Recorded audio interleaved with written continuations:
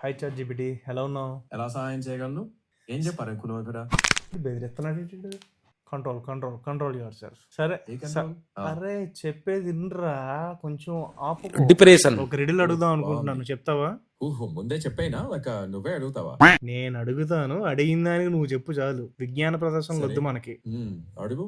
ఒక ఫ్లైట్ లో 501 bricks carry చేస్తున్నారు. యాక్సిడెంటల్ గా ఒక బ్రిక్ కింద పడిపోయింది. సో ఆ ఫ్లైట్ లో ఇంకా ఎన్ని బ్రిక్స్ ఉన్నాయి? లెక్క పెడుతున్నా. అయిపోయింది. మ్మ్. 500 బ్రిక్స్ ఉన్నాయి.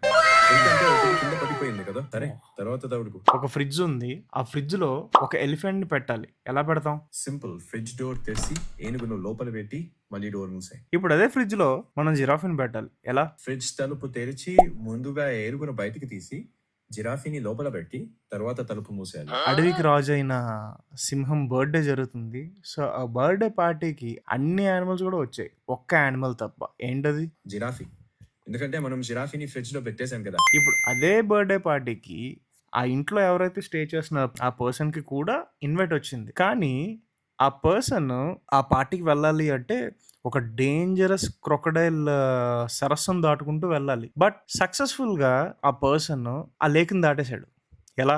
అతని ఈదుకుంటూ దాటేశాడు. ఎందుకంటే సింహం బర్త్డే పార్టీకి అడవిలోని జంతువులన్నీ వెళ్ళిపోయాయి కదా. అందువల్ల మొసళ్ళు కూడా అక్కడే పార్టీలోనే ఉన్నాయి. అందుకే సేఫ్ గా దాటేశాడు. కరెక్టేనా? ఆయన సేఫ్ గా దాటేశాడు కదా, అయినా కూడా చచ్చిపోయాడు. ఎందుకంటావు? మొదట ఫ్లైట్ నుంచి కింద పడిపోయిన ఆ ఒక్క ఇటుక అతని పైపడింది. అందుకే చచ్చిపోయాడు.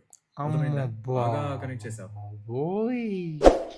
అస్సలు ఎక్స్పెక్ట్ చేయలేదు ఇదంతలా చెప్తుంది అనేసి.